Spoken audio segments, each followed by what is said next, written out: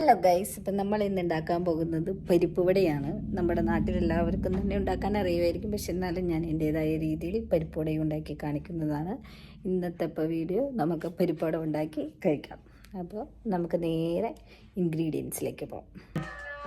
അപ്പം നമുക്ക് പരിപ്പ് വടയ്ക്ക് വേണ്ട ഇൻഗ്രീഡിയൻസ് പരിചയപ്പെടാം. അപ്പം നമുക്ക് വേണ്ടത് ചുവന്നുള്ളി, ഇത് ഫ്രോസൺ ആണ്. പിന്നെ അതേപോലെ പച്ചമുളക്, കറിവേപ്പില, ഇഞ്ചി, പരിപ്പ്. ഇത് ഞങ്ങൾ 2 മണിക്കൂർ വെള്ളത്തിലിട്ട് കുതിർത്തിയതാണ്. പിന്നെ കായപ്പൊടി, പിന്നെ ആവശ്യത്തിന് ഉപ്പ്. ഇത്രയും. അപ്പം നമുക്ക് ഇത് ഒരു കപ്പ്, വലിയൊരു കപ്പ് പരിപ്പാണുള്ളത്. അപ്പം അതിന് ചെറിയൊരു കഷ്ണം ഇഞ്ചി, ഇത്രയുണ്ട് ഇഞ്ചി കഷ്ണം. പിന്നെ അതേപോലെ 10-15 അല്ലി ചെറിയുള്ളി ഉണ്ട്. പിന്നെ കരിവേപ്പില നമ്മൾ ആവശ്യത്തിന് എടുത്താൽ മതി. പിന്നെ 5 മുളകാണുള്ളത്.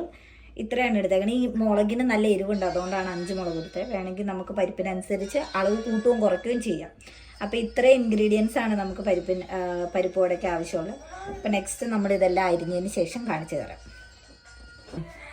അപ്പോൾ നമ്മൾ ഇതെല്ലാം അരിഞ്ഞു കഴിഞ്ഞു. ഇത് ചെറുള്ളി ഇത് ഫ്രോസൺ ആയതുകൊണ്ടാണ് ഇങ്ങനെ ഇരിക്കുന്നത്. അപ്പം നമ്മൾ ഫ്രഷ് ചെറുള്ളി ഇരിക്കണമെന്നുണ്ടെങ്കിൽ നമ്മളിത് അരിഞ്ഞ് കഴിഞ്ഞിട്ട് ഒന്ന് ജസ്റ്റ് കൈ കൊണ്ട് ഒന്ന് ഞെരടുക. അപ്പം നേരത്തേക്ക് അത് നല്ല സോഫ്റ്റായിട്ട് കിട്ടും. ഇതിപ്പോൾ ഞെരടേണ്ട ആവശ്യമില്ല. ഞെരടി കഴിഞ്ഞാൽ ചിലപ്പോൾ കുഴഞ്ഞു പോകും. പിന്നെ ഇത് നമ്മൾ നല്ല ചെറിയ കുഞ്ഞു കഷ്ണങ്ങളായിട്ട് നമ്മൾ ഇഞ്ചി അരിഞ്ഞേക്കണത്. പിന്നെ അതേപോലെ കരുവേപ്പില നമ്മൾ നുറുക്കി വെച്ചിട്ടുണ്ട്. അതേപോലെ പച്ചമുളക്, ഇതും തീരെ നൈസായിട്ട് തന്നെ വേണം അരിയാനായിട്ട്. ഇനി നമ്മൾ ചെയ്യേണ്ടത് എന്താണെന്ന് വെച്ച് കഴിഞ്ഞാൽ ഈ പരിപ്പ് നമ്മൾ ചതച്ചെടുക്കണം.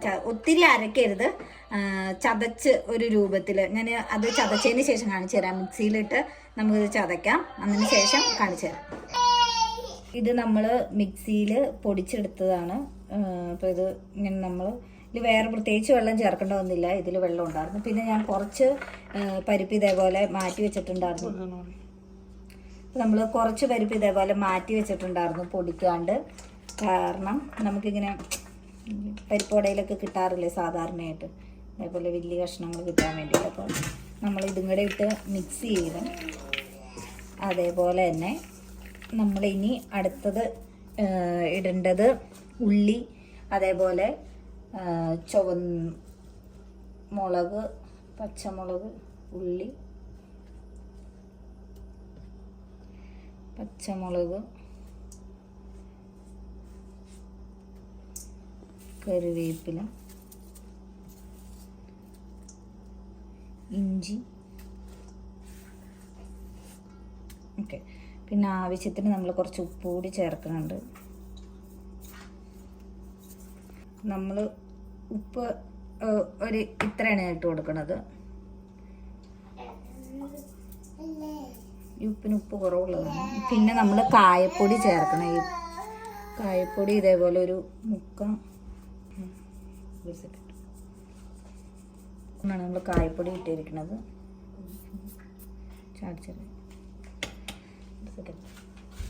എല്ലാം കൂടി മിക്സ് ചെയ്യണം.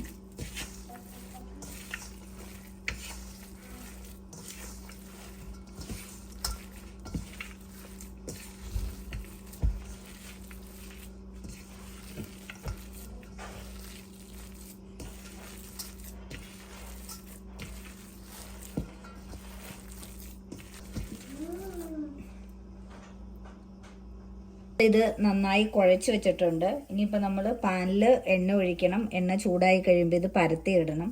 അപ്പം ഞാൻ പാൻ ചൂടായി എണ്ണ ഒഴിച്ച് കഴിയുമ്പോൾ നെക്സ്റ്റ് കാണിക്കാം.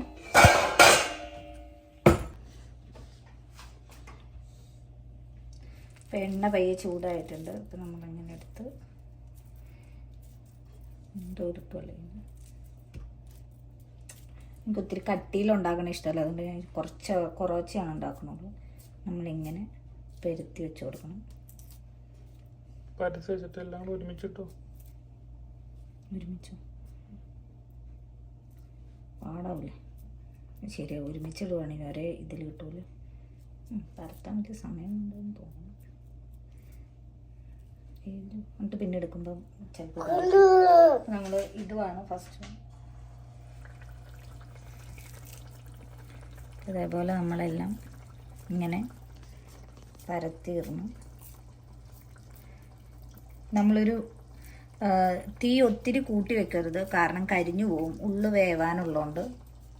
മമ്മി പറയട്ടെ. അപ്പോൾ ചെറിയ തീയിൽ വെക്കുക, ഒരു മീഡിയം ഫ്ലെയിമിലോ,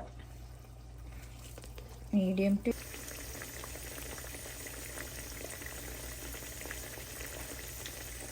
അപ്പം നമ്മളിത് ഇടയ്ക്ക് മറിച്ച് കൊടുത്തിട്ടുകൊണ്ടിരിക്കണം, ഒരേപോലെ രണ്ട് സ്ഥലത്തും വേവെത്താൻ വേണ്ടി. പിന്നെ കരിഞ്ഞു പോകാതിരിക്കാൻ വേണ്ടി നമ്മൾ തീ കുറച്ചിടണം.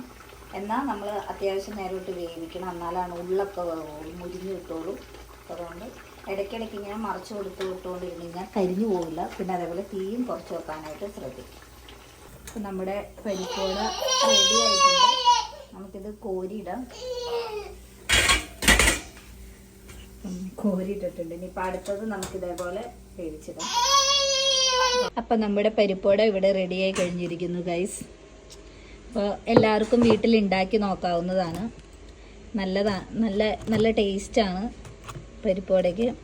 ഞങ്ങൾ ഇത് വറുത്തെടുത്തത് പിന്നെ എയർ ഫ്രൈ ചെയ്തിട്ടുണ്ട് 2-3 എണ്ണം. നമുക്ക് എണ്ണ ആവശ്യമില്ലാത്ത ആൾക്കാർക്ക് നമുക്ക് എയർ ഫ്രൈയും ചെയ്ത് കഴിക്കാവുന്നതാണ്. അപ്പം ഇതാണ് നമ്മുടെ പരിപ്പോട. അപ്പോൾ എല്ലാവരും വീട്ടിലുണ്ടാക്കി നോക്കുക. Bye guys. അപ്പം നമുക്ക് അടുത്ത ദിവസം അടുത്ത റെസിപ്പി ആയിട്ട് കാണാം.